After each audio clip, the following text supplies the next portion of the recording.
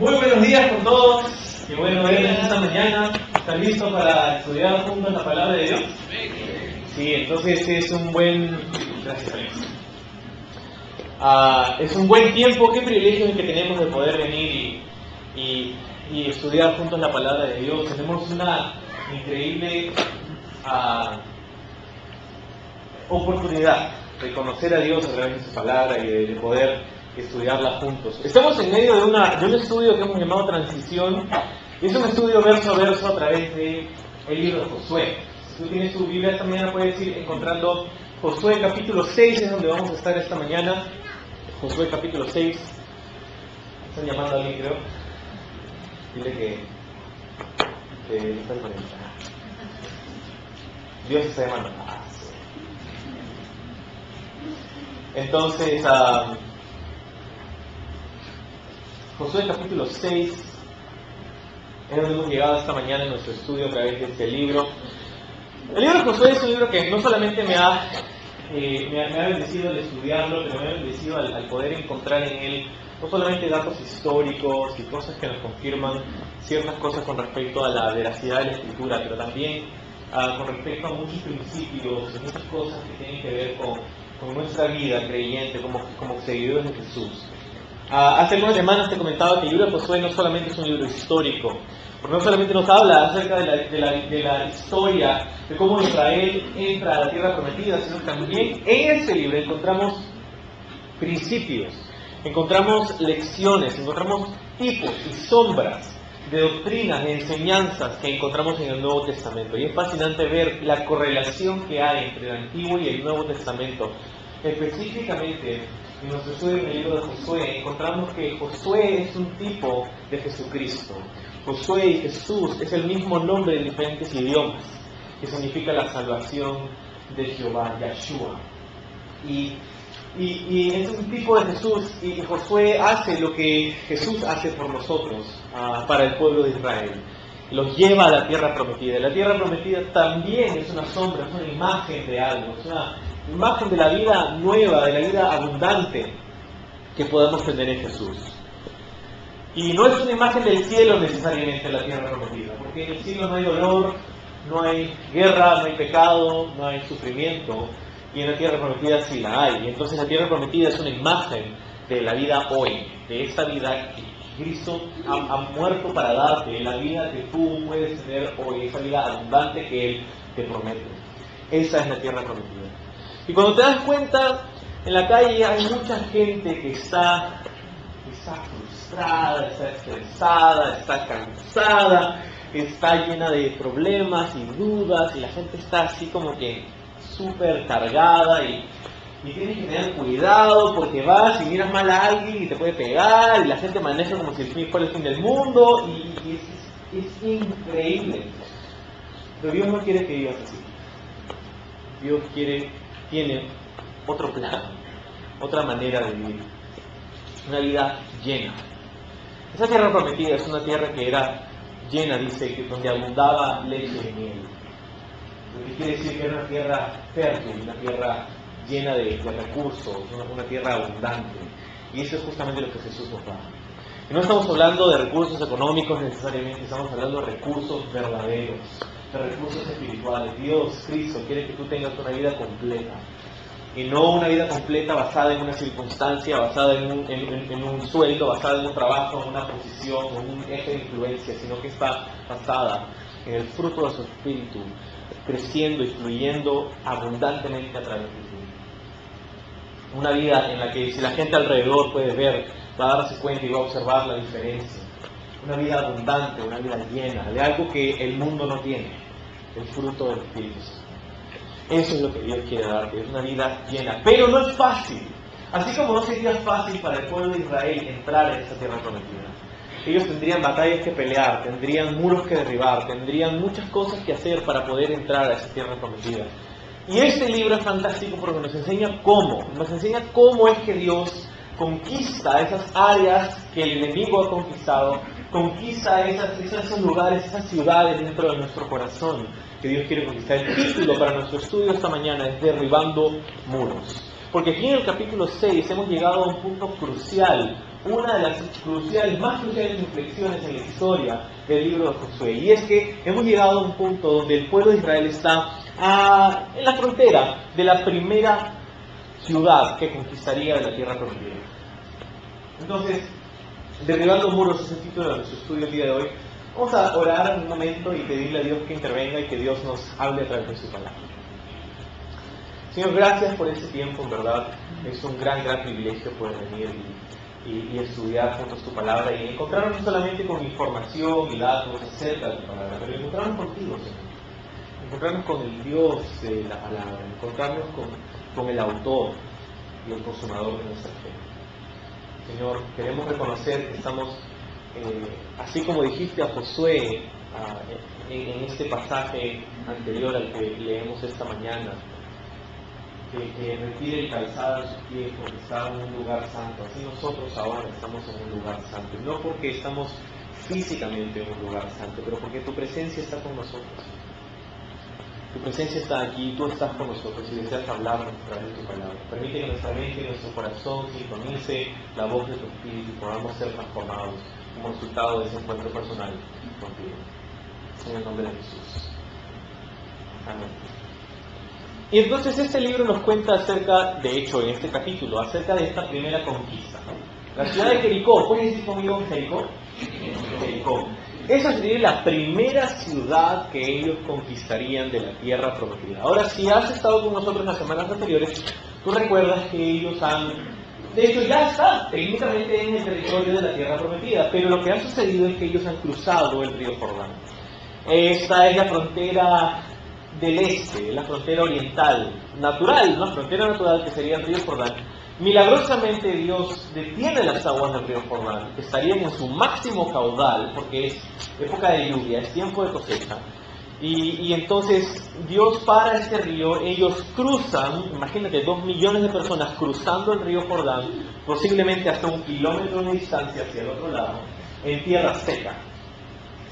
Y van a un lugar que ellos terminaron llamando Gilgal. Es lo que hemos venido estudiando. Llegaron, cruzaron y a ese lugar trajeron 12 piedras, 12 rocas gigantes que cargaron por sus hombros.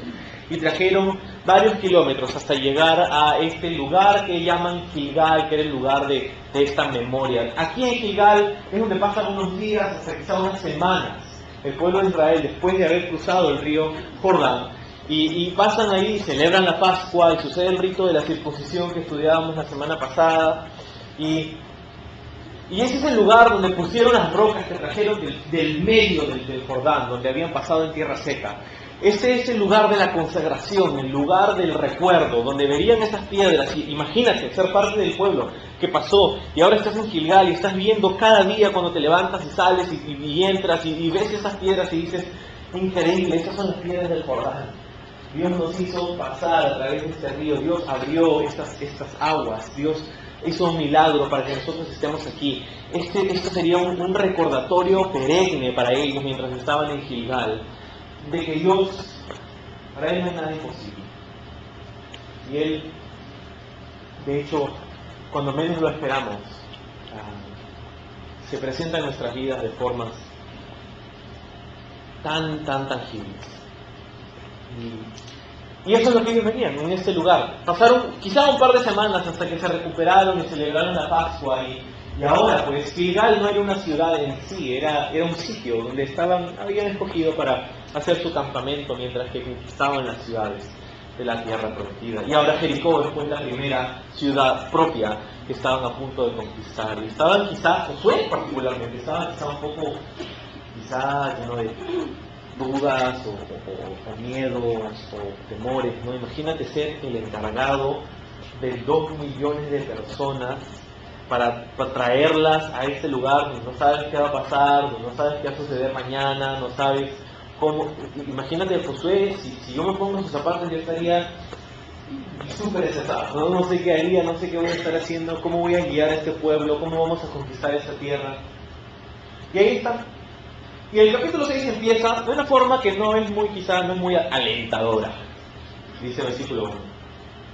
Ahora, dice, Jericó estaba cerrada, bien cerrada, a causa de los hijos de Israel. Nadie entraba ni salía. Estaba cerrada. ¿Cuán cerrada? bien cerrada, ¿no? Por si te quedaba duda, estaba bien cerrada. Y es más, estaba tan bien cerrada que nadie entraba ni salía. De hecho, en la antigüedad de estas ciudades, que no tendrían policía, ni serenazgo, ni nada por el estilo, una de las únicas formas en que ellos se protegerían de los ataques de personas enemigas, o mercenarios, o personas que vendrían para tratar de conquistar la ciudad, ejércitos enemigos y demás, una de las formas quizá más contundentes de cómo ellos se defendían de estos ataques sería a través de sus muros.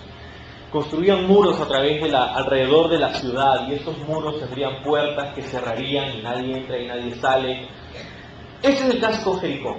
Jericó es quizá, no es la ciudad más grande dentro de la tierra prometida, pero es la ciudad más importante. ¿Por qué? Porque es la primera.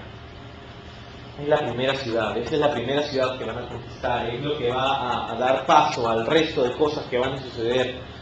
Y la victoria o el fracaso que enfrentarían en Jericó impactaría definitivamente en sus ánimos para la siguiente conquista. Es importante, ese es el primer paso, es eso que cuando estás entrando a la piscina, ¿no? Es como, no sabes si está caliente, si está fría, si está tibia, y no quieres dar ni un paso, pero ese es el primer empujón, es la ciudad de Jericó. Una ciudad pequeña, no era muy grande, pero estaba fuertemente fortificada. Dice que había un muro, y no un muro, habían varios muros. De hecho, habían 2 muros, los muros de Jericó. Hallazgos arqueológicos nos han mostrado que en ese entonces, estamos hablando aproximadamente del año 1500 o 1400 antes de Cristo. En esos días habían 2 muros alrededor de la ciudad. Un muro de retención en la parte inferior y un muro alrededor de la ciudad propia, más arriba. 2 muros. Y es muy probable que en medio de esos 2 muros vivían los comerciantes, era el lugar de comercio, la zona comercial. Dentro de la ciudad propia, dentro de ese segundo muro, es donde habitaba la gente de la misma ciudad.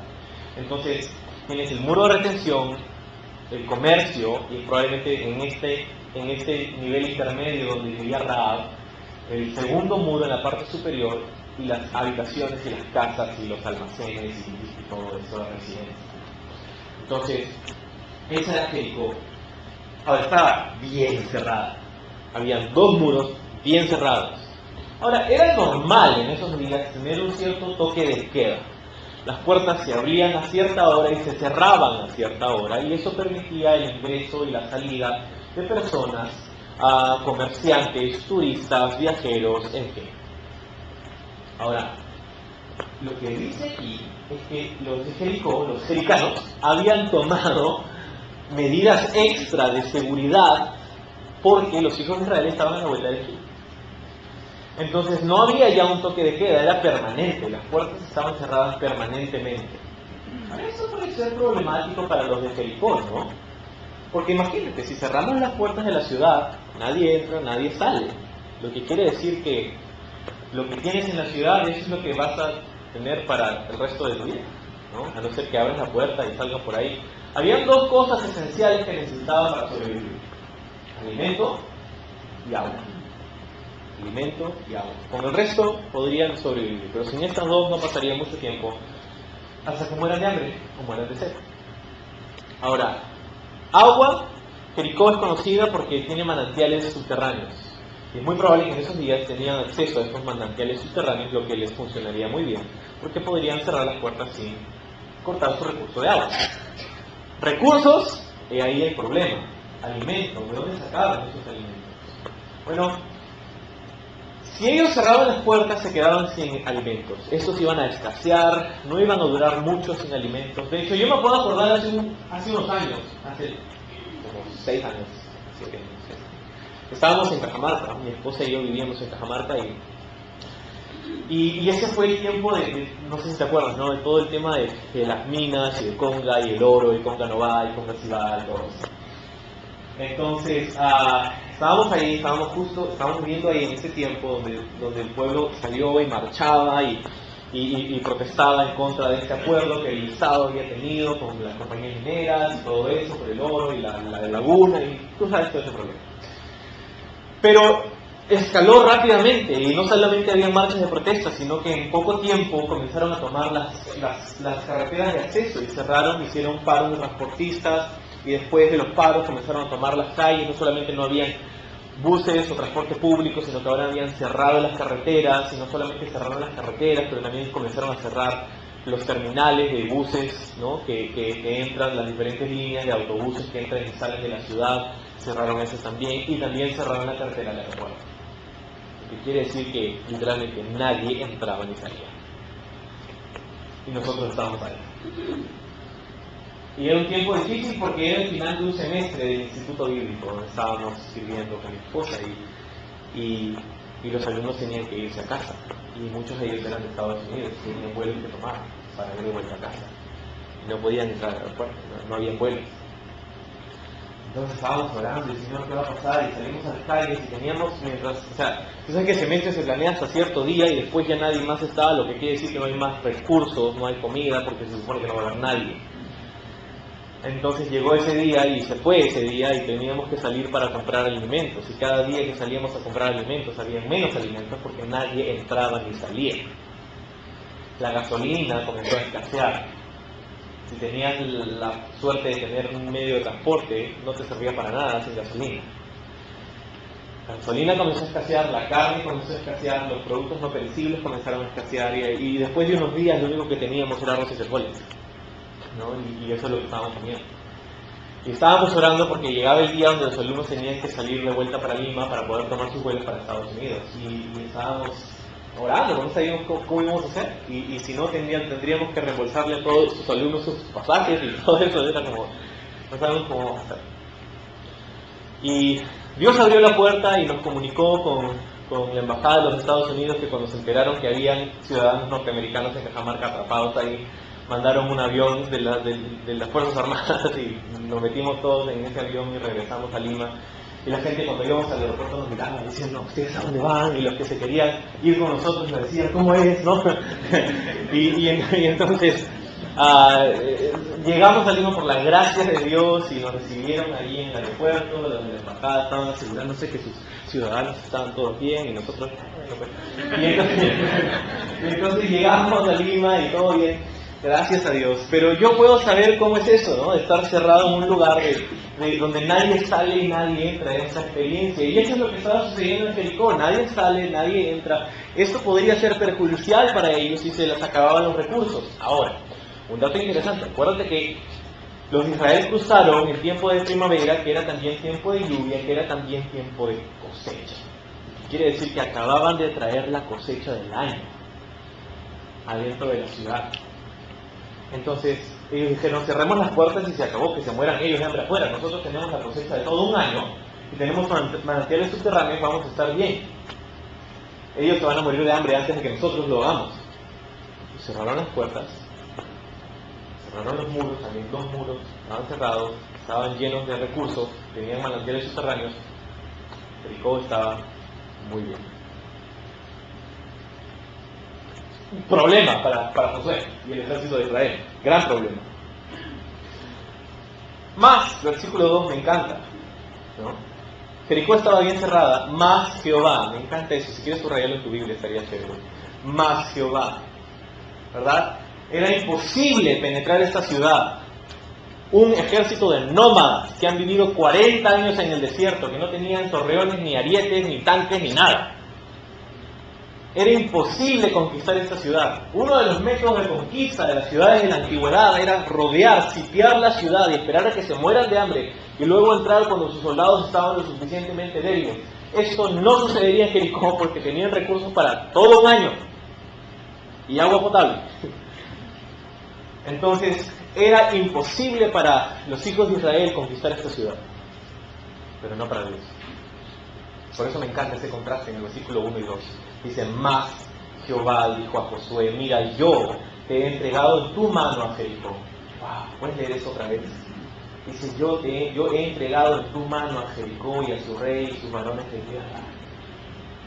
Me encanta porque el fin de nuestras oportunidades, el fin de los intentos del hombre es el inicio de las oportunidades de Dios.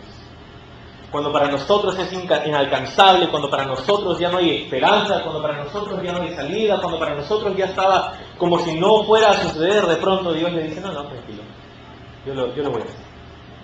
¡Wow! Entonces Dios le dice a Josué eso, yo voy a darte esta tierra. Y no le dice yo la voy a dar, dice yo te la he dado. ¿Has visto que Dios habla en tiempo pasado? Yo he entregado esta ciudad a tus manos. Espérate, pero todavía no se la había entregado. Hasta donde hemos leído, seguían bien cerradas esas puertas. Sin embargo, Dios, quien está fuera del tiempo, quien puede ver el fin desde el inicio, puede decir, no, yo ya te la entregué. Y eso es lo mismo que Dios nos dice a nosotros. Dios ve tu final desde el inicio, y por eso Dios nos puede decir que somos santos, que somos justos, que somos amados, que somos perfectos. Y tú ves hoy día en el espejo y dices, yo no soy ninguna de esas cosas. Pero Dios no te ve como tú eres, Dios te ve como serás. ¿Y cómo serás? Lo serás por la sangre de Jesucristo, por su sacrificio en la cruz, por su mérito. Por el mérito de Jesús en la cruz y la fe que has puesto en Él, tú esta mañana misma Dios puede decirte, eres santo, eres justo, eres perfecto. Y aunque no lo seas, estás en la fe, aquel que nos hace aceptos, dice la Biblia en el amor. Entonces, yo te he dado esta tierra. Dios reafirma a Josué su promesa. Acuérdate que Josué acababa de tener un encuentro en los últimos versículos del capítulo anterior con aquel que se hacía llamar el jefe, el capitán, el general, el príncipe de los ejércitos de Jehová, quien habíamos dicho es nada más y nada menos que Jesús, caminando ahí en las páginas del Antiguo Testamento en forma de hombre, una teofanía, una aparición previa a la encarnación de Jesús, conversando con Josué, diciéndole, Josué, no se trata de que yo esté de tu lado o no, se trata si tú estás de mi lado. Quítate los zapatos, estás en un lugar santo. Y ahora que ha tenido ese encuentro, ahora que ha tenido esa intimidad con Jesús, ahora viene Josué y escucha la voz de Dios que le dice, acuérdate, yo te he dado esta ciudad. En medio de la duda, en medio de la incertidumbre, en medio del temor, las palabras de Dios llegan como un manantial de vida. Dios sabe lo que necesitamos y sabe cómo dárnoslo. Necesitas saber eso. Dios sabe lo que necesitas, y cuándo lo necesitas, y cómo lo necesitas. Entonces, no solamente Dios reafirma su promesa a Josué, sino que le da un plan. Mira el versículo 3. Rodearéis pues la ciudad con todos los hombres de guerra yendo alrededor de la ciudad una vez, y esto haréis durante 6 días. Y 7 sacerdotes llevarán 7 bocinas de cuernos a la ciudad y los sacerdotes tocarán las bocinas. Y cuando toquen prolongadamente el cuerno del carnero, así que oigáis el sonido de la bocina, todo el pueblo gritará a gran voz, y el muro de la ciudad será o caerá. Entonces subirá el pueblo, cada uno derecho hacia adelante. Yo no sé tú, pero cada vez que veo una historia donde hay trompetas y donde hay gente que sube después de las trompetas, me llena de emoción. ¿No? Y entonces, sin embargo, Dios le da este plan a Josué, y uno puede leer y decir, wow, qué increíble, qué interesante, pero si estuvieras viviendo en esos días y si fueras tú uno de los soldados que iría a conquistar la ciudad, dirías, qué ridículo, me estás diciendo que tengo que ir a marchar alrededor de la ciudad 6 días seguidos, y el 7º tengo que marchar 7 veces, y tengo que llevar a los sacerdotes que no son soldados y que tienen que tocar trompetas, o sea, somos mariachis, para vamos a llevarle serenata a los de Jericó. ¿Eso es lo que estás pidiéndome, Señor? Aparentemente eso es lo que Dios estaba pidiendo. Ahora, claro, cuando examinamos este plan de una manera militar, de una forma de estrategia militar, eso no tiene ni un pelo de sentido. No sirve este plan. No sirve, claro, para nosotros. No sirve. Para un jefe, una estratega militar, no sirve este plan. ¿Por qué? Porque, mira, marchar alrededor de la ciudad. Vamos a decir que lo hacían el primer día. Iban a marchar, tocaban las trompetas, ¿no? Adentro de Jericó están que se mueren de miedo. Los israelíes nos van a venir a conquistar. Y de pronto los israelíes se dan media vuelta y se van a su casa. ¿Qué pasó? Al día siguiente, a la misma hora, llegan otra vez los israelíes marchando. No, los de Jericó adentro. Ahora sí vienen. se dan de vuelta y se van a su casa. Ok. ¿Qué se supone que está pasando? No lo sé. Llega el tercer día, a la misma hora. Yo creo que para el cuarto día ya los de Jericó tenían una idea más o menos de lo que iba a pasar. 3, 2, 3, 2, 1.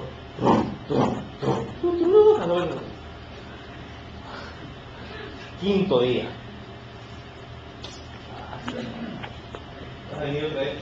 Vamos a ver en qué tonalidad tocan las trompetas. A ver, escuchen, listo.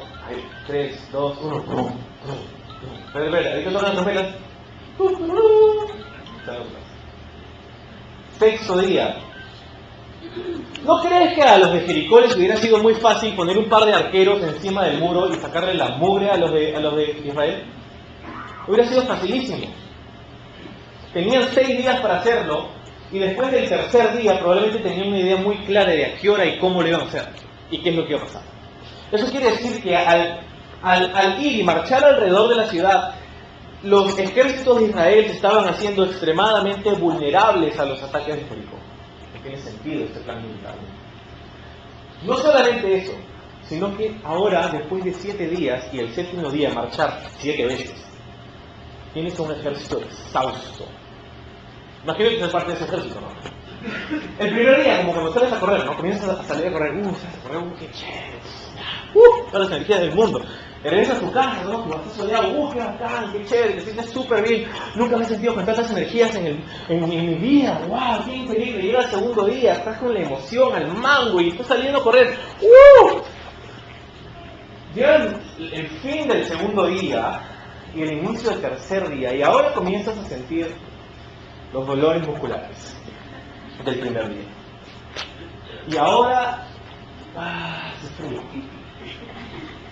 Y ahora tienes otras cosas que hacer que consideras que son más urgentes y ahora ya no le ves tanta la urgencia de salir a correr y llega el cuarto día y dices, wow, ya me comprometí a hacer esto, vamos a hacer y sales y estás recontra dolorido, las piernas, la espalda, los brazos, te duele todo como si te hubieran capañado el día anterior y estás ahí y ya no sabes qué hacer y llegas con las justas a tu casa y el quinto día dices no puede ser otra vez y ya es el sexto día, mátame de una vez, trágame tierra y llega el séptimo día que dicho sea de paso el día séptimo es el día de reposo en la cultura judía y ese día tenían que marchar no una vez, no 2 ni 3, 7 veces tenían que marchar ese día. Ahora, ir alrededor de la ciudad de Jericó les hubiera tomado aproximadamente en esos días unos 30-45 minutos caminando. No era una ciudad muy grande. 30-45 minutos 7 veces el día de reposo. Entonces, tienes un ejército vulnerable, tienes un ejército cansado, tienes un ejército que no sabe qué rayos está pasando, ni cómo eso tiene que ver con la conquista de la ciudad. Tienes un ejército que está pensando, caramba, somos los mariachis más comprometidos de la historia, no nos están pagando por hacerle serenata. Ese es el plan de Dios. Cualquier persona podría ver este plan de una manera superficial y quizá examinarlo militarmente y decir esto no tiene sentido. Esto es ridículo, ¿qué estás haciendo? Por favor, déjate de hacer ridiculeces. Anda, haz un plan y manda a tus soldados y hazlo bien, porque hazlo de verdad. No estás jugando con él. Eso es exactamente quizá lo que hubieran podido entender los generales del ejército de Israel, a quienes Josué tenía que convencer de que eso es lo que Dios le había dicho que era el plan. O sea, Dios le habla de Josué, sí, vamos a hacerlo, pero ahora Josué tenía que ir a los generales del ejército y contarles el plan. Y ahí están en su tienda de campaña con el mapa de Jericó encima de la mesa y tienen ahí sus galones y sus boinas y están ahí, ya, sí, general, ¿cómo vamos a hacer, no? Haciendo el plan de batalla. Y viene Josué, señor, Josué, ¿cuál es el plan? ¿Qué es lo que Dios te dijo? Y Josué les comienza a contar el plan. Bueno, vamos a tomar sacerdotes y vamos a dar las trompetas y vamos a marchar alrededor de la ciudad. Sí, vamos a marchar. Ya, vamos a poner el califato. Sí, claro, vamos a marchar. ¿Y luego qué? Y luego regresamos a casa. Ok. ¿Y después qué? Y después vamos a hacerlo otra vez el segundo día. Ya, sí, está bien. Y después, el tercero, igual. El cuarto, quinto, sexto. Ok, el séptimo es el día del Señor, ese día vamos a ver milagros. Sí, vamos a ver milagros, pero primero tienes que marchar 7 veces. Y mientras Josué les contaba el plan a estos generales del ejército, probablemente comenzaba a ver en sus rostros el cambio, ¿no? Como cuando hablas con tu mascota, con tu perrito, y comienzas a hablarle y te haces así la cabeza y las orejas así para adelante, ¿no? Y ves un signo de interrogación así en su cara, ¿no? Eso es lo que estaba pasando con esos generales, ¿no? ¿No? ¿En serio? ¿No nos están bromeando? No, sí, de verdad, Dios es lo que me dijo Dios. Claro, ese plan no tenía ningún sentido militar, pero lo que ese plan sí requería eran 3 cosas. Este plan de Dios requería 3 cosas. Si estás tomando nota por ahí, les puedes apuntar. Número 1, este plan requería fe. Requería fe porque Josué y el resto del ejército tenían que confiar que Dios cumpliría su palabra. Dios le había dicho, yo voy a entregarte, yo te he entregado esta ciudad. Y ellos tenían que creerle a Dios. ¿Sabes? Hay una gran diferencia entre creer en Dios y creerle a Dios. Hay mucha gente que cree en Dios. Oh sí, Diosito, yo creo en Diosito. Pero hay una diferencia entre creer en Dios y creerle a Dios. Ahora iban a ser probados, porque claro, Diosito es chévere, Diosito estás ahí en el cielo, pero ahora su palabra tiene que ver con tu vida, tiene que ver con tu familia, tiene que ver con tu futuro, tiene que ver con tu potencial, tiene que ver con tu propósito, tiene que ver con todas las partes más íntimas de ti. Y es ahí donde vas a ser probado si es que en verdad tu fe es genuina, ¿no? Es lo primero que requería fe. Lo segundo que requería era obediencia. Obediencia, porque claro, una cosa es escuchar el plan, pero otra cosa es hacerlo, ¿no? Tendrían que salir cada día por 6 días y marchar. Tendrían que hacerlo. Sus pies tendrían que caminar. No tenían esos hoverboards, esos segways, ¿no? Que se ponían, ahorita iban, y no, tenían que caminar, tenían que hacerlo. Tenían que ser obedientes a lo que Dios había aconsejado, a lo que Dios había ordenado, a la dirección de Dios. Tendrían que ser obedientes. Pero número 3, también tendrían que ser unidos. Tendría que haber unidad. No solamente fe, no solamente obediencia, sino también unidad. Unidad, pues, porque en esta empresa no habían oportunidades ni trabajos disponibles para héroes. Ese no era el trabajo de héroes que tenían que hacer. Y imagínate, ¿no? Una persona así como en un equipo de fútbol, ¿no? Una marrabola, así como... No voy a decir nombre. Pero entonces, entonces tenían que trabajar como un solo hombre, un ejército que tenía que trabajar como uno solo y marchar a un mismo ritmo y gritar a una misma voz y tenían que estar juntos y marchar alrededor de la ciudad, todos juntos a una sola. Necesitaban ser unidos. Puedes imaginarte si una persona decidía salir de las filas de su ejército y salir corriendo con su espada y ¡ah! ¿No? Que se cansó al 4.º día de repente de andar dándole la vuelta a la ciudad. ¡Ya! ¡Olvídate de todo eso! ¡Ah! ¿No? Y una fecha hubiera comprometido al resto, hubiera comprometido el resultado. No había lugar para héroes en esa historia. Debían trabajar en equipo, debían trabajar en unidad, si es que iban a tener éxito. Y no solamente te hago ver esto, sino que también te sugiero que es la forma en cómo Dios nos da la victoria en esta vida. Porque si Dios ha de conquistar y si tú has de vivir en la tierra prometida, en la vida abundante que Dios tiene para ti, tú has de demostrar esas 3 cosas. Fe, no solamente creer en Dios, sino creerle a Dios. Obediencia. La Biblia dice que la fe sin obras no sirve, ¿no? Si tu fe es solo una profesión de boca, pero no en tu vida, ¿no?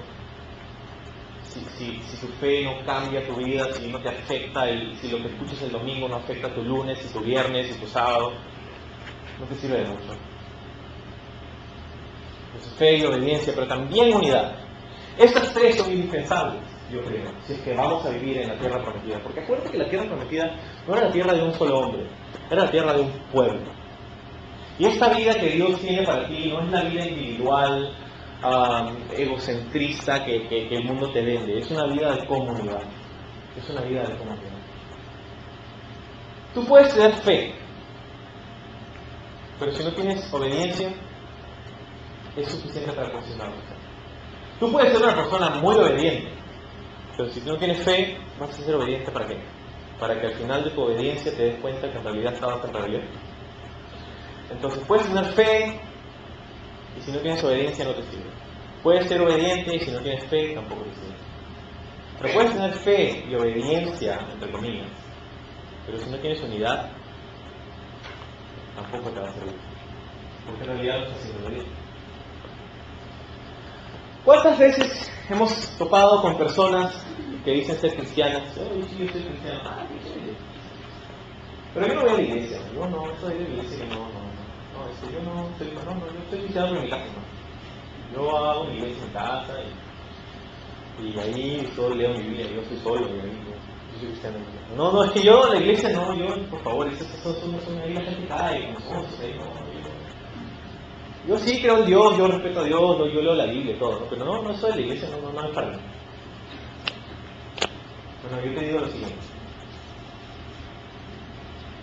Esta vida abundante implica a otras personas. Porque si tú te llenas de la gracia, de la misericordia de Dios y eres como una ovejita así toda robusta, porque te has alimentado de la palabra de Dios y estás en comunión personal con Dios, no compartes eso con nadie más. Vas a seguir engordando, hasta un punto en el que no te sirve. Es una vida de comunidad. Si vamos a vivir en todo lo que Dios tiene para nosotros, tenemos que vivir una vida de unidad. No solamente fe y obediencia, que son cruciales, pero también unidad. ¿Cuántas veces he escuchado a personas hablar acerca de otras personas y hablar acerca del hermano, que sí, que el pastor, que el líder, que niega, no sé qué, y no es unidad, ¿no? Y entonces tienes que darte cuenta que Dios esperaba de su pueblo 3 cosas para conquistar tu hijo: fe, obediencia y unidad. Y si las áreas de conquista en tu vida van a ser verdaderamente conquistadas, van a requerir las mismas 3 cosas. Entonces, versículo 6. Llamando pues Josué hijo de Nun a los sacerdotes, les dijo: llevad el arca del pacto, y 7 sacerdotes lleven bocinas de cuerno de carnero delante del arca de Jehová. Y dijo al pueblo: pasad y rodead la ciudad, y los que están armados pasarán delante del arca de Jehová. Así que Josué hubo hablado al pueblo, los 7 sacerdotes llevando las 7 bocinas de cuerno de carnero pasaron delante del arca de Jehová y tocaron las bocinas, y el arca del pacto de Jehová los seguía. Los hombres armados iban delante de los sacerdotes que tocaban las bocinas, y la retaguardia que iba tras el arca mientras las bocinas sonaban continuamente. Entonces, el orden de procesión, el orden de marcha es el siguiente: un grupo de soldados adelante, el arca del pacto con los sacerdotes al medio, y otro grupo de soldados atrás. Así marcharían alrededor de la ciudad. Y versículo 10. Josué mandó al pueblo diciendo: vosotros no gritaréis, ni se oirá vuestra voz, ni saldrá palabra de vuestra boca hasta el día que yo os diga: gritad. Entonces gritaréis. Es un poco curiosa esta dirección, ¿no? Tienen que ir callados, y no digan nada hasta que yo les diga. Y esto es importante porque, claro, si vas a marchar repetitivamente, rutinariamente, alrededor de una ciudad enemiga que está observando cada movimiento, mejor estás calladito, ¿no? Porque de repente vas a revelar la posición y va a ser difícil y vas a ser aún más vulnerable ante los enemigos. Entonces, es un consejo sabio el de Josué: silencio, no digas nada. Cuando yo dé la orden, ahí gritamos y ahí vamos con todo. Pero aquí hay algo más. No solamente es una orden para no gritar, sino que también es una orden que se aplica a nosotros. Porque Josué les dice: no digas nada. ¿Por qué? Porque, o sea, si Josué no les daba esta orden, el pueblo de Israel iba a hacer 2 cosas. Los ejércitos iban a hacer 2 cosas. Número 1, iban a gritar en cualquier momento. Iban a alardear, ¿no? Imagínate, ¿no? Es un momento emocionante caminar alrededor de la ciudad de Jericó, por lo menos el primer día, ¿no? Y venir y gritar y intimidar al enemigo, es lo lógico, es lo que querían hacer. Pero Josué le dice: no, No lo hagas en silencio. No hagas alarde, ¿no? Es interesante porque ¿cuántas veces encontramos con personas, ¿no?, que están ahí, se supone que son siervos de Dios y están haciendo la voluntad de Dios, pero ahí está, mira lo que Dios ha hecho, y comienzan a hablar, gritar y alardear de todo lo que Dios ha hecho, y en verdad, pues, no sirve de mucho, ¿no?, hacer alarde, mira lo que Dios va a hacer, y imagínate al pueblo, ¿no?, al ejército de Israel diciendo, ya fueron a Jericó, ya fueron, ¿no? Eso es lo que van a hacer. Por eso le dicen, no hagas alarde de lo que Dios quiere hacer contigo otra vez. ¿Qué si eso es una palabra para algunos de nosotros? Josué les está diciendo simplemente, hagan lo que Dios les ha mandado hacer en silencio. Sé obediente a Dios, haz lo que Dios te ha mandado hacer, pero calladito te ves mejor. Eso es lo que Dios le dice. Y lo segundo que iba a hacer el pueblo, estos ejércitos, lo segundo que iban a hacer es que, bueno, somos humanos y tenemos una naturaleza pecaminosa, y seguramente después del tercer, cuarto día, quinto día, ya se iban a cansar de alardear y probablemente iban a comenzar a murmurar, ¿no? Este Josué, qué pesado. Oye, ¿qué hace Josué? Bueno, vamos así como mariachis, si se somos nosotros acá que por favor, oye, ¿qué le digo? No, de verdad que eso no lo voy a hacer. Entonces imagínate todo lo que hubieran estado hablando durante esa semana, ¿no? No solamente alardeando y gritando, tratar de intimidar al enemigo, que no lo necesitaban hacer porque Dios ya había entregado a la ciudad. Y también murmurando y desanimando a los demás, y mira que Josué acá, hablando de acá. ¿Saben? Tengan mucho cuidado. Que la Biblia dice que la murmuración, el chisme, de hecho, es un pecado. Es un pecado. Ten cuidado de cómo hablas acerca de alguien más frente a otras personas, especialmente cuando se trata del pueblo de nuestro iglesia. Ten mucho cuidado. Es un pecado. Mira, el chisme no solamente te deja mal a ti, que chismeas. No solamente cuando tú chismeas acerca de otra persona es como, ¿en serio? Okay. No solamente te deja mal a ti, sino que también hace daño a la persona de la que estás hablando. Quizás otra persona, todo lo que tú estás diciendo acerca de esa persona quizás es real, pero aún así, ¿de qué sirve que le cuentes todo? ¿De qué sirve que rajes de la otra persona? ¿No? ¿De qué a quién le ayuda? ¿A quién le beneficia? Lo único que estás haciendo es tener más la reputación de esa persona. La Biblia dice que si tú tienes algo contra alguien, vayas y le cuentes, y le digas, y lo busques, y busques la reconciliación, cara a cara. Mateo capítulo 18, Jesús da unas instrucciones clarísimas, y 19 con respecto a eso. ¿Tienes algo contra alguien? Ve, búscalo y dilo, díselo. Conversa con esa persona. Ahora, si te escuchas, bien, ganaste a tu hermano, chévere. Si no, hay otras cosas que puedes hacer. Puedes tener un testigo, puedes hablar con los líderes de la iglesia, hay otras cosas que puedes hacer. Curiosamente, lo que no dice Mateo 18 y 19 es que escribas en Facebook tus frustraciones con esta persona. No, tú has visto en algún momento, seguramente, entras a Facebook y dices, me llegan las personas que son así, que hacen esto, que hacen el otro. Y tú sabes de quién está hablando. No, porque es muy fácil teclear en una computadora, ¿no? Es muy fácil hacer esto. Ahora voy a decir, ahora voy a escribir en mayúsculas, voy a poner 20 signos de exclamación para que... Es muy fácil, pero la Biblia no dice que esa es la solución en realidad. Conversa con esa persona, habla con esa persona, no te escondas detrás de una computadora, no tiñas la reputación de esa persona frente a alguien más. La Biblia dice que eso es un pecado, no solamente te deja ver mal a ti, no solamente hiere a la persona de la que estás hablando, sino que es un pecado y una ofensa delante de Dios. Ten cuidado con la murmuración. Y quizás tú no eres quien murmura, pero quizás estás escuchando la murmuración. Y a quien viene con todos los chismes, con todas las perquitas, con todas las recién saliditas del horno. ¿No? Tú también estás participando en eso. No escuches murmuración. No, pero ¿qué hago? Entonces me están prohibiendo. ¿Qué es lo que tienes que hacer? Lo que hago yo, típicamente, no pasa mucho, pero cuando me ha pasado lo que hago es, mira, ¿sabes qué? Lamento que tengas ese problema con esta persona, pero yo no deseo ni necesito escuchar eso, es un problema entre tú y esa persona. Y si llega a un punto donde quizás se me pasó a mí y no pude parar, no pude detener a esa persona en el tiempo adecuado y me entero de algunas cosas, y yo pienso que eso es algo que tienes que resolver. Tienes 48 horas para hablar con esa persona, si no yo voy a hablar y voy a decir a esa persona, porque yo no quiero vivir con eso.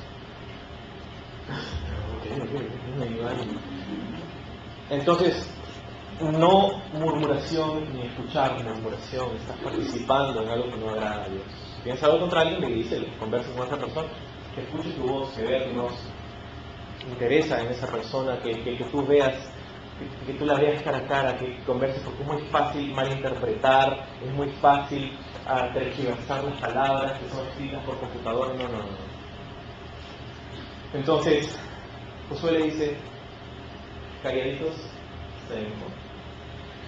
marchen, hagan lo que Dios les ha dicho en silencio. Ya llegará el día para gritar, cuando yo se lo pido. Entonces, ¿dónde nos quedamos? 11. Así que hizo el día, dice el versículo 11, así que él hizo que el arca de Jehová diera una vuelta alrededor de la ciudad, y volvieron luego al campamento y pasaron allí la noche. Y Josué se levantó de mañana, y los sacerdotes tomaron el arca de Jehová, y los 7 sacerdotes, llevando las 7 bocinas de cuerno de carnero, fueron delante del arca de Jehová, andando siempre y tocando las bocinas, y los hombres armados iban delante de ellos, y la retaguardia iba atrás del arca de Jehová, mientras las bocinas tocaban continuamente. Así dieron otra vuelta a la ciudad el segundo día, y volvieron al campamento, y de esta manera hicieron durante 6 días. Al 7º día se levantaron al despuntar el alba, y dieron vuelta a la ciudad de la misma manera 7 veces. Solamente ese día dieron vuelta alrededor de ellas 7 veces. Cuando los sacerdotes tocaron las bocinas la 7ª vez, Josué dijo al pueblo: gritad, ahora sí, porque Jehová os ha entregado la ciudad. Y la ciudad será anatema a Jehová, con todas las cosas que están en ella. Solamente a Rahab la ramera vivirá, con todos los que estén en casa con ella, por cuanto escondió a los mensajeros que enviamos. Pero vosotros, guardaos del anatema, ni toquéis ni toméis cosa alguna del anatema, no sea que hagáis anatema el campamento de Israel y lo turbéis. Mas toda la plata, el oro, los utensilios de bronce y hierro sean consagrados a Jehová y entren en el tesoro de Jehová. ¿Okay? Las instrucciones finales del 7º día. Josué les dice al pueblo, tienen que tener cuidado con un par de cosas. Número 1, Rahab la ramera va a vivir, porque es la promesa que hicimos, ella va a ser salvada, ella y su familia. ¿Recuerdas el cordón rojo que iba a colgar de su ventana? Este cordón iba a colgar hacia afuera del muro. Entonces no se vería por adentro de la ciudad, se vería solo por afuera, reconocible para los ejércitos de Israel, que marcharon 1, 2, 3, 13 veces. 13 veces en esa semana ellos vieron ese cordón, podían identificar, ahí vive Rahab. Y otra vez, ¿no? El siguiente, ahí vive Rahab. Pero ellos sabían exactamente dónde vivía Rahab. Y Josué le dice, ok, acuérdate de ese cordón, esa es la casa que vas a salvar, ahí vive una mujer que tuvo misericordia con nosotros, y cree en el Dios de los ejércitos, en Dios de Israel, y vamos a salvarla porque ella ha puesto su fe en él. Lo segundo que dice es que no toques cosa alguna de esta ciudad, no saquees la ciudad. Era muy común, ¿no? Tomabas una ciudad y la saqueabas y tomabas todos sus recursos para ti y tu familia. Josué dice, no lo hagas. Todo lo que hay en esa ciudad, dice, sea anatema para Jehová. Anatema. Ahora, esta palabra tiene una connotación negativa para nosotros en el Nuevo Testamento, que se traduce la palabra en el Nuevo Testamento, en el libro de Gálatas, aparece otra vez. Y anatema significa condenación, significa ser condenado. Pero aquí la palabra hebrea puede ser traducida también como consagrado. Y eso querría decir que todo lo que había en Jericó sería una ofrenda consagrada a Dios. Acuérdate, era la primera ciudad, eran las primicias de la tierra prometida. Y Josué dice, ok, vamos a darle a Dios lo primero, vamos a dárselo a Él, no vamos a tomar nada, se lo vamos a entregar al Señor. Y lo que hayan de metales preciosos, los vamos a llevar no para nuestras casas, sino para la casa del Señor.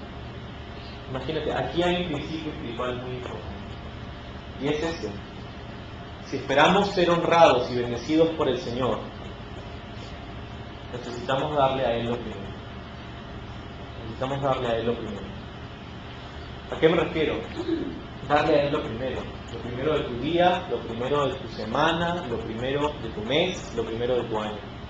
lo primero de tus finanzas, lo primero de todo lo que tú eres, tu tiempo, el talento. Darle a Él lo primero y lo mejor.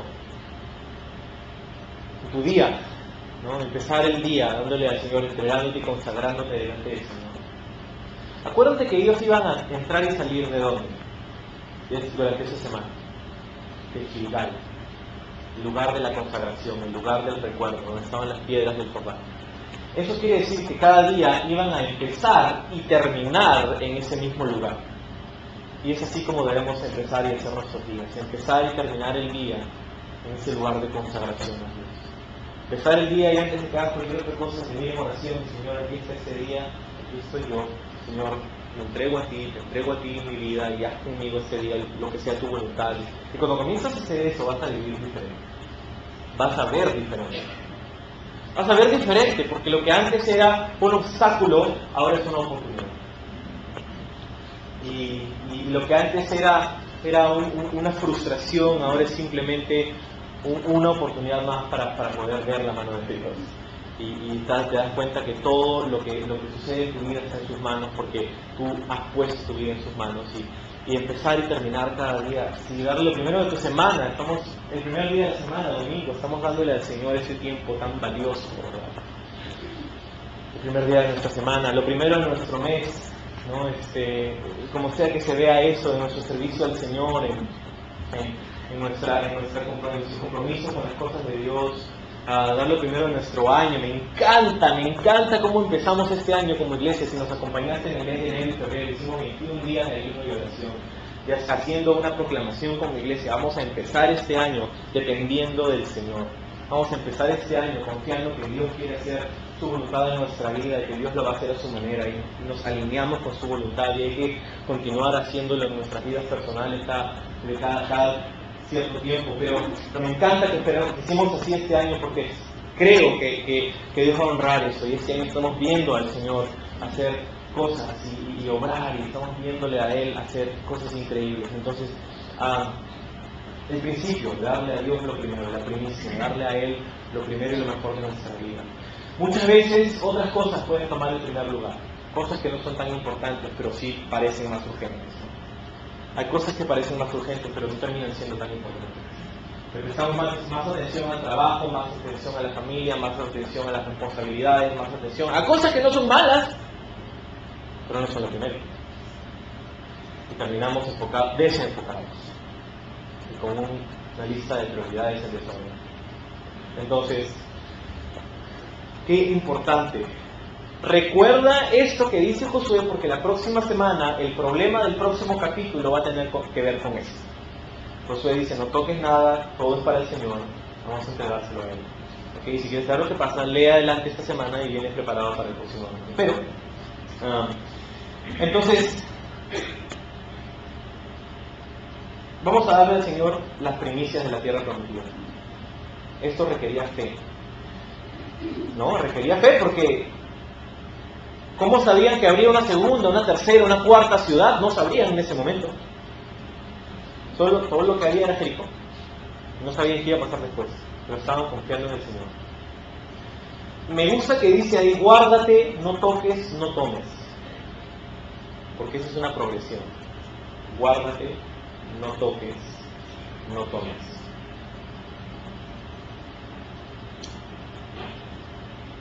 Entonces,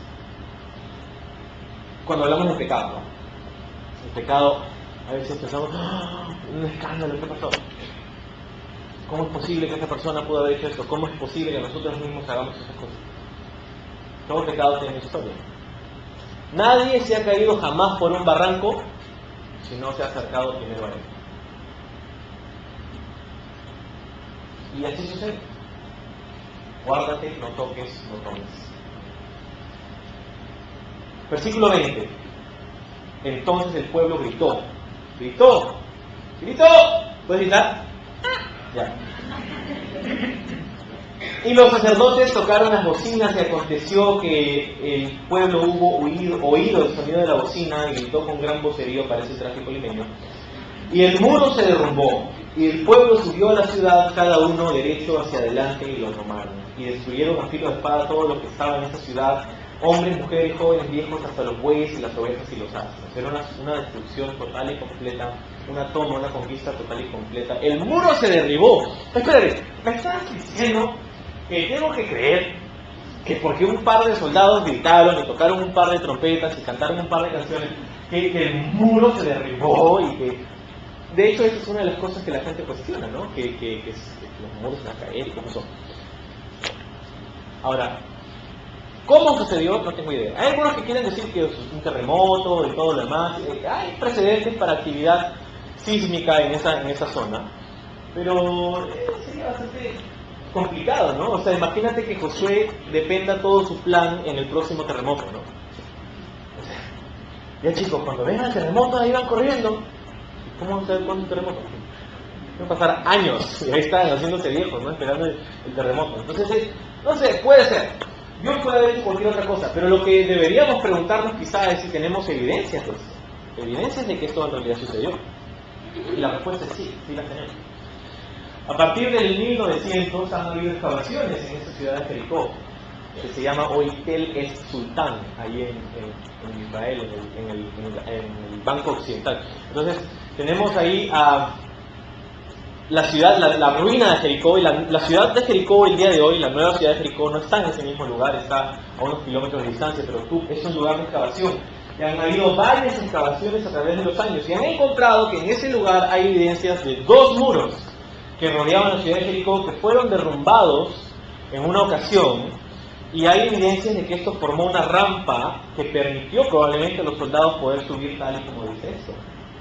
Hay evidencias de que los muros se cayeron tal y como dice la Biblia.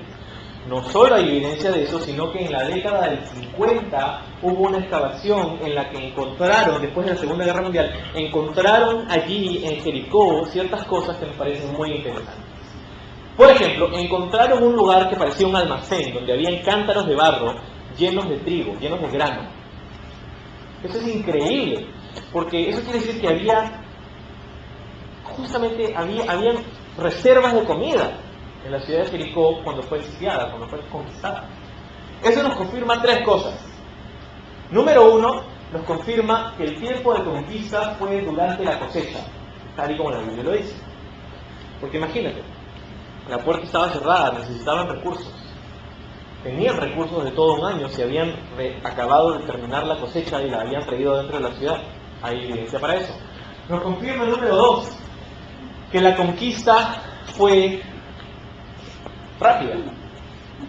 Porque si hubieran pasado meses o años, no hubieran encontrado comida en esa ciudad. Pero había comida, lo que quiere decir que la toma fue rápida. La Biblia dice que fue una semana.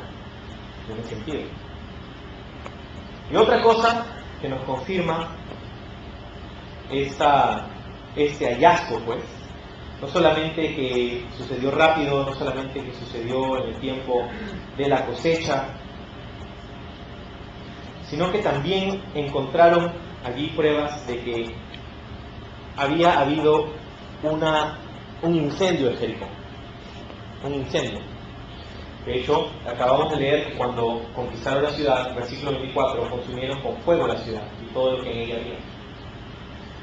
Es interesante, te leo un párrafo, no es muy largo, es un extracto del reporte de Kathleen Kenyon, que fue la arqueóloga líder de la excavación en la década del 50.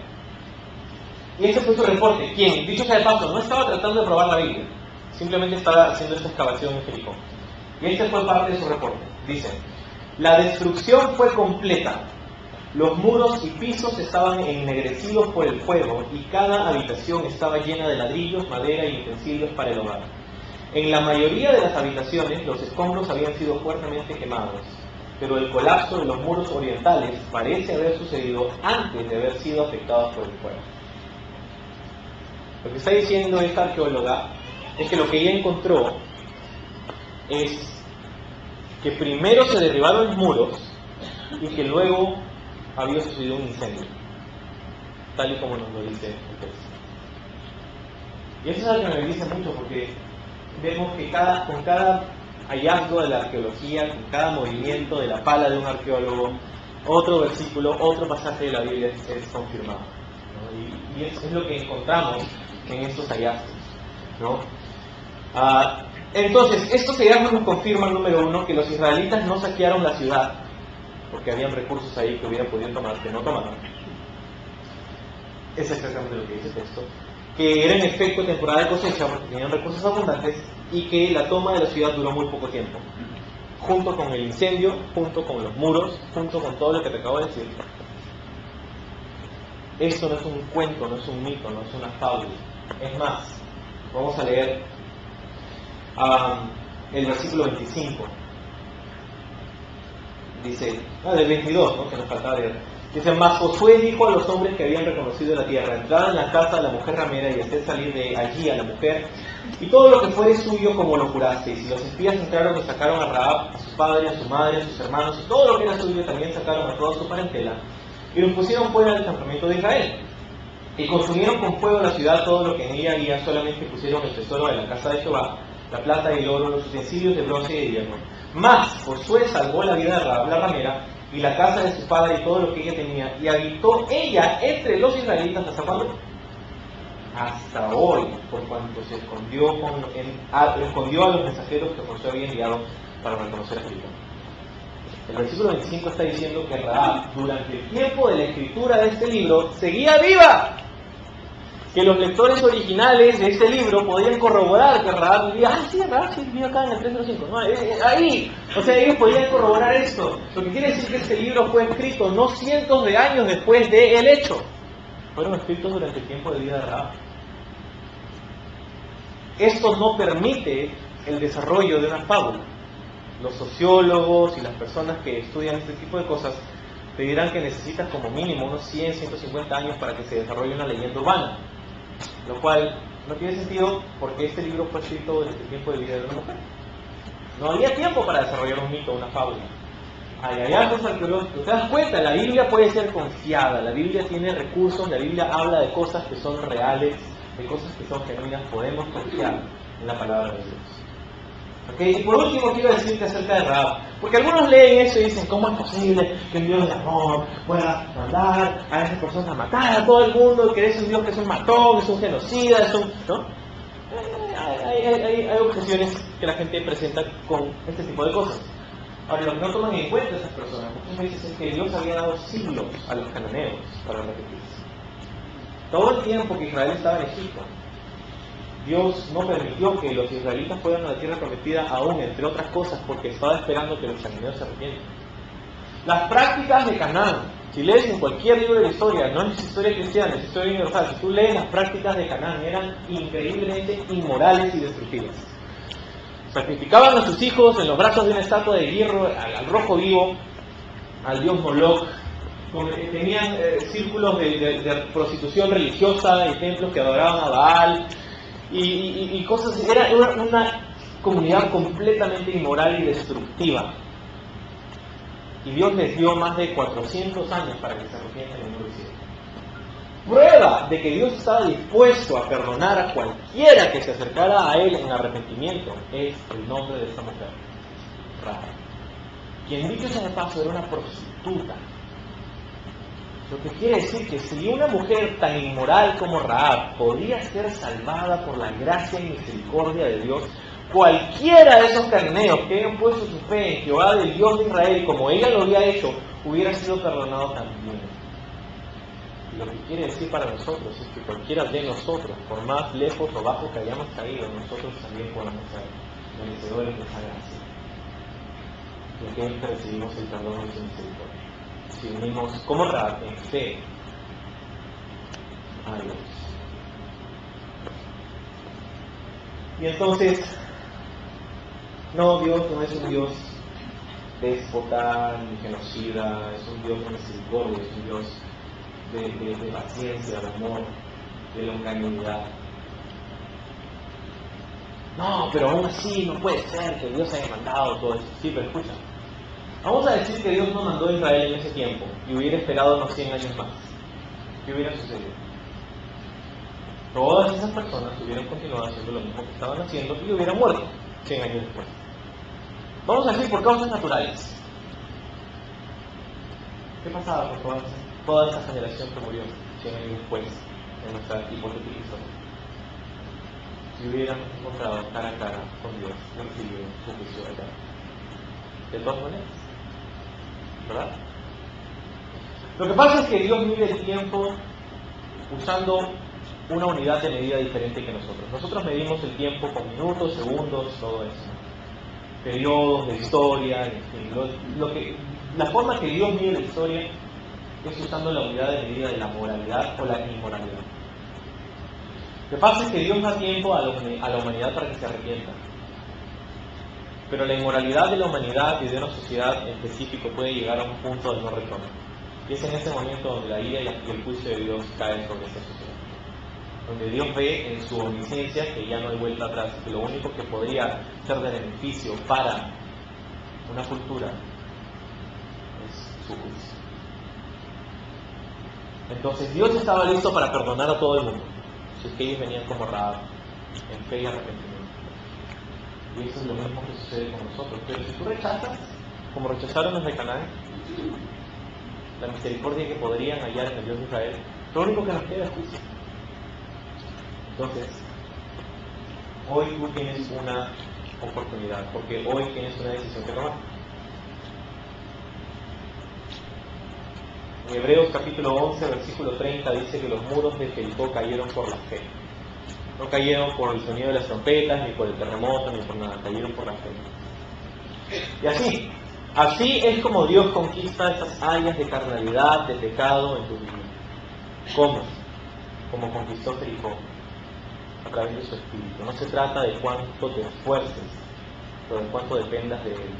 Así, un ejército cansado, después de 13 vueltas alrededor de la ciudad, Dios decía, no necesito que estés lleno de energía. Anda, cánsate, da un par de vueltas más, porque lo que quiero que aprendas es a depender de mí. Vamos a orar. Señor, gracias por tu palabra.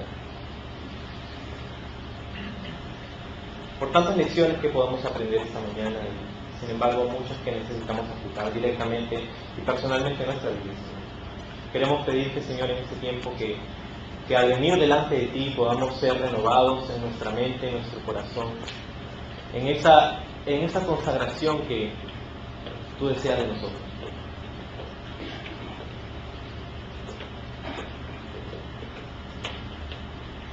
Y en ese mismo momento queremos pedir que tu Espíritu Santo obre en nosotros. Señor, así como Jericó, muchas veces nosotros tenemos muros que hemos construido.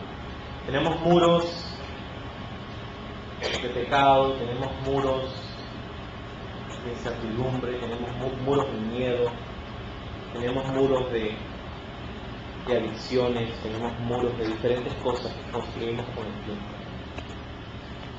Pero esos muros, si nos damos cuenta de verdad, nos impiden vivir la vida abundante que tú deseas para nosotros. Y esos son los muros que tú estás buscando derribar esta mañana. Señor, haz una obra entre nosotros. Derriba esos muros.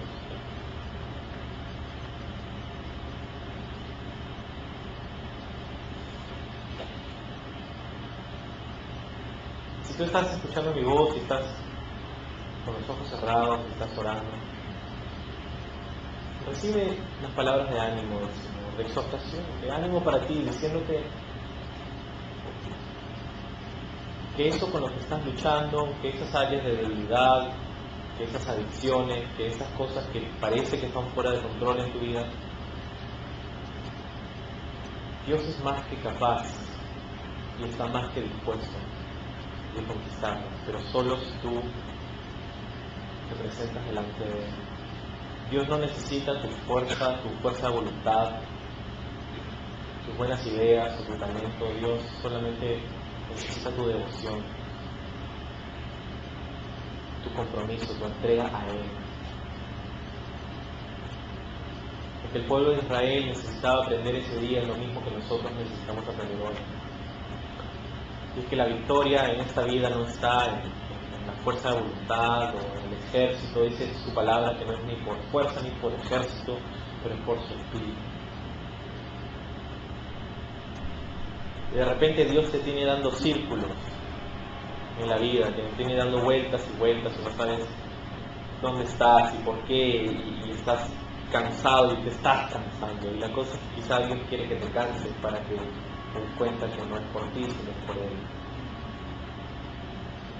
Así que con esto, te voy a pedir que te pongas de pie en este momento y vamos a adorar al Señor juntos. Si tú necesitas ser tocado por su Espíritu, si tú necesitas ser restaurado por Él, renovado por Él en este momento, algo que Dios desea es que podamos poner toda nuestra vida delante de Él, en su presencia.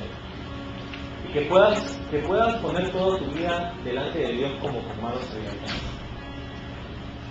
Con manos abiertas, lo que significa es que estás dispuesto a que Dios retire de tu vida todo aquello que no le agrada, que no desea en ella. Pero a la vez estás dispuesto a recibir todo aquello que Dios tiene para ti. Así que en esta misma actitud de oración, ¿por qué no cierras tus ojos? Vamos a adorar a Dios. Y si deseas, extiende simbólicamente tus manos hacia adelante, diciéndole al Señor: Padre, presento mi vida. Esta mañana presentamos nuestras vidas delante de ti, Señor, como con manos abiertas. No queremos aferrarnos a nada que tú no deseas para nosotros. Queremos presentar todo delante de ti, lo bueno, lo malo, lo bonito, lo feo, las virtudes, los defectos, el pecado y todo lo que somos. Pedirte sinceramente que hagas una obra en nosotros. Sopla con tu espíritu y remueve todas aquellas cosas, la paja del trigo que vuelve de nuestras manos y de nuestra vida, que se quede con nosotros aquello que tú deseas. Al mismo tiempo queremos recibir de ti, Señor, todo lo que tienes para nosotros. Queremos, como el pueblo de Israel, venir en fe, en obediencia y en humildad, para poder habitar en tu promesa.